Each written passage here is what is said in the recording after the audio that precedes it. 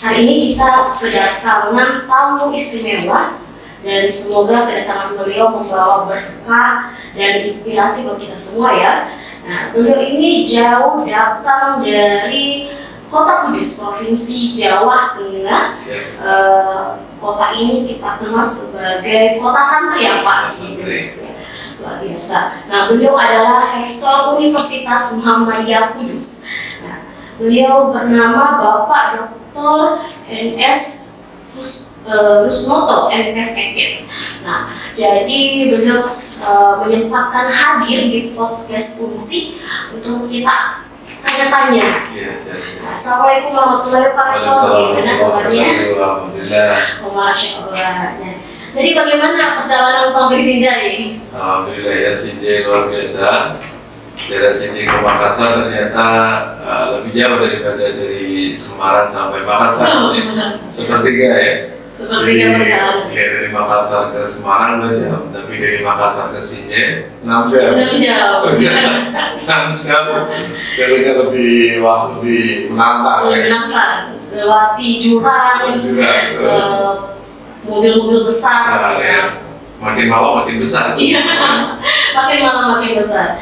Nah, setelah melihat Sinjai ini Pak Rektor, bagaimana kesan Pak Rektor menginjakkan kaki di kota Sinjai? Ya, bagian Sinjai ini kota yang luar biasa, tidak terlalu panas, juga tidak terlalu dingin, dan arah ke Sinjai merupakan arah yang membuat kita menjadi banyak inspirasi. Di antara ke kiri kita melihat inspirasi kedalaman tanah, ke kanan kita melihat gunung. Ya. Iya. Jadi saya kira ini 2 hal yang sangat menguntungkan kalau kita mau memanfaatkan. Oke.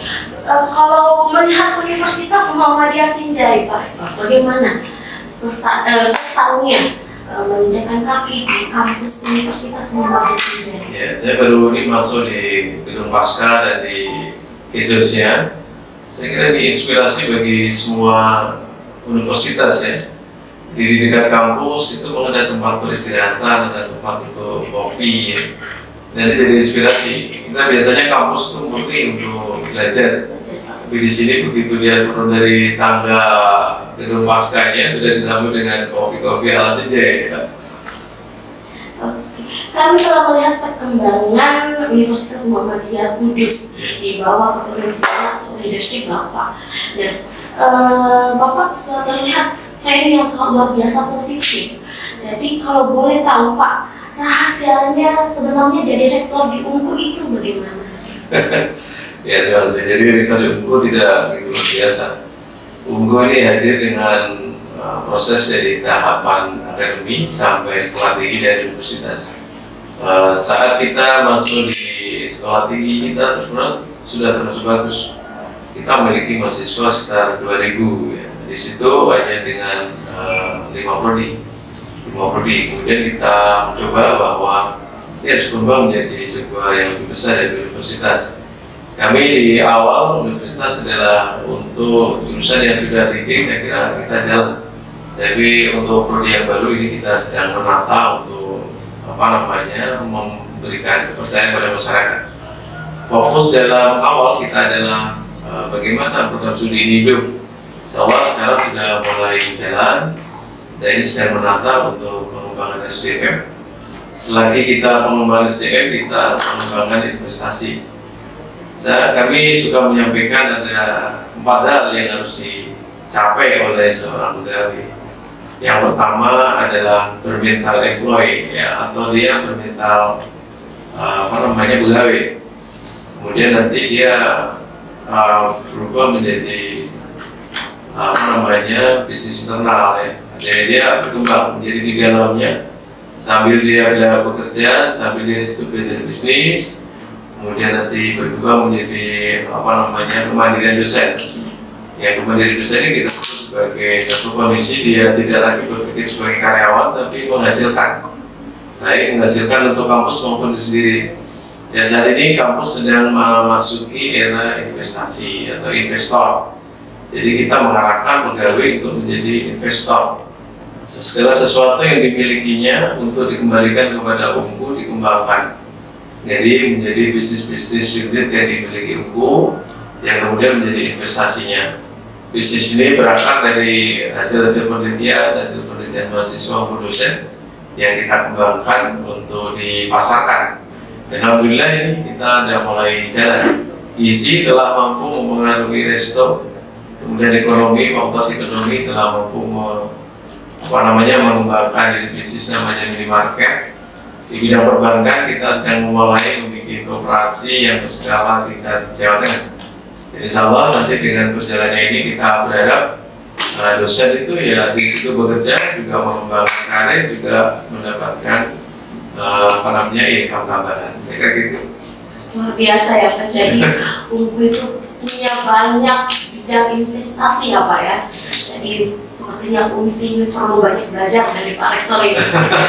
Oke Pak Rektor, nah yang kita lihat dan kita baca saat ini Universitas Muhammadiyah Kudus dulu ini hanya sekolah perawat kesehatan, kemudian berubah menjadi akademi keperawatan, kemudian berubah lagi menjadi sekolah tinggi ilmu kesehatan Muhammadiyah Kudus. Nah, situs Muhammadiyah Kudus ini mengalami perkembangan pesat, berubah menjadi universitas. Sebenarnya apa sih visi misi Universitas Muhammadiyah Kudus ini, Pak? Ya, sebelum visi misi ya, tentunya memang kita tuh suka terlena dengan kondisi yang sudah nyaman, yaitu SPK. SPK ini berlangsung dari tahun 84 sampai 98, waktu yang sangat panjang.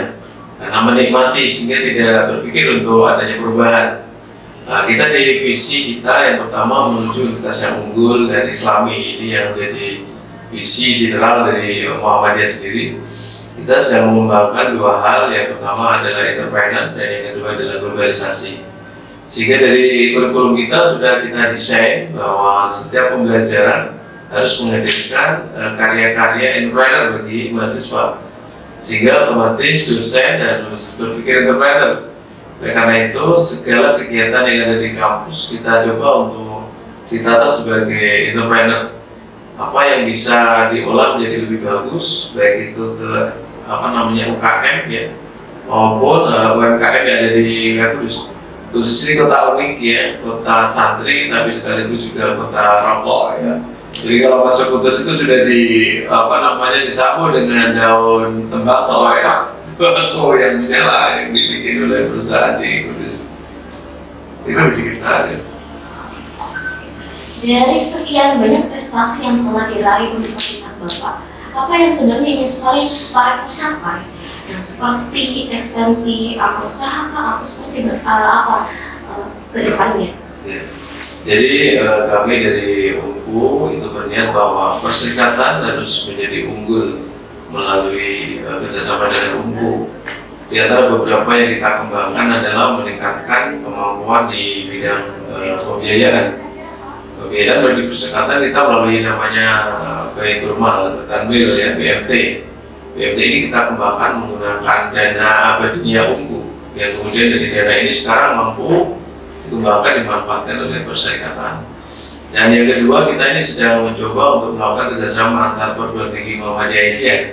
Yang tadi mungkin dalam saat kita melakukan MOU, kita mencoba bahwa tidak menutup kemungkinan antara UNSI dengan UNKU nanti akan mengelola sebuah program studi dengan kelas jarak jauh. Tidak melanggar satu regulasi, tapi memudahkan efisien pembiayaan bagi mahasiswa maupun bagi kampus. Ya, suasana podcast saya kira akan menjadi salah satu pola belajar di kita di masa depan. Ya.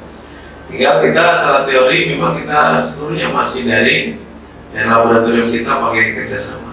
Saya kira opsi hadir di Kudus lah segera. Luar biasa ya pengalaman dan dedikasi serta kerja keras Pak Rektor ini. Nah, ini menjadi motivasi sebenarnya untuk UNSI dan sahabat UNSI tentunya dalam menjalankan nanti perjalanan yang lebih jauh lagi di Universitas Muhammadiyah Sinjai. Nah, kami mohon Pak Rektor dapat memberikan kami masukan atau motivasi apa yang bisa kami lakukan ke depannya di Universitas Muhammadiyah Sinjai. Saya kira saya belajar banyak dari Muhammadiyah Sinjai, khususnya Pak Rektor ya, sangat humoris, sangat humanis ya. Saya tadi melihat pimpinan perguruan tinggi yang sangat solid. Saya kira itu kunci yang luar biasa. Ini cuma saya mau lihat bahwa ada potensi besar yang di UNSI yang bisa dikembangkan, yaitu di program studi produk kesehatan. Ini program studi yang kegunaannya atau penggunaan di semua lini masyarakat ini besar. Ini harus ditangkap sebagai salah satu fakultas yang akan menjadi bidikan ya. Dan apapun di kesehatan itu luar biasa. Mahasiswanya boleh dibilang sebagai mahasiswa kelompok elit atau kelompok ekonomi tengah ke atas. Karena ekonomi yang tinggi maka akan menghasilkan sebuah kualitas kegiatan yang lebih tinggi. Dan kesehatan pasti akan menjangkau di berbagai wilayah karena dia perlu rumah sakit, perlu laboratorium. Dan ini akan mengembangkan ekspansi kita untuk promosi maupun pengabdian di luar CJ. Jadi luar biasa saya kira. Saya yakin CJ akan melejit luar biasa ini. Pak Rektornya sangat guris. Ini membawa kita untuk melaju dengan senang. Dengan senang-senang itu akan menjadi sebuah inspirasi yang besar ya. Saya kira itu. Jadi luar biasa. Baik, luar biasa Bapak Rektor, sangat mencerahkan podcast kita kali ini Pak. Nah, masih banyak sebenarnya yang ingin kami gali, kami tanyakan, tapi mungkin waktu ya Pak. Jadi kami tunggu kedatangan Bapak kembali di Universitas Muhammadiyah Sinjai. Terima kasih Bapak Rektor atas waktunya. Terima kasih. Sahabat UNSI, demikian bincang-bincang kita kali ini dengan Bapak Rektor Universitas Muhammadiyah Kudus. Semoga apa yang disampaikan tadi memberikan kita inspirasi dalam melakukan pendidikan di Universitas Muhammadiyah Sinjai. Jangan lupa like, komen, subscribe, dan tekan bunyi lonceng, dan selalu ikuti podcast kita di Universitas Muhammadiyah Sinjai. See you and next time. Assalamualaikum warahmatullahi wabarakatuh. Sahabat UNSI. Terima kasih UNSI. Bisa UNSI baju bersama Pak. UNSI baju bersama.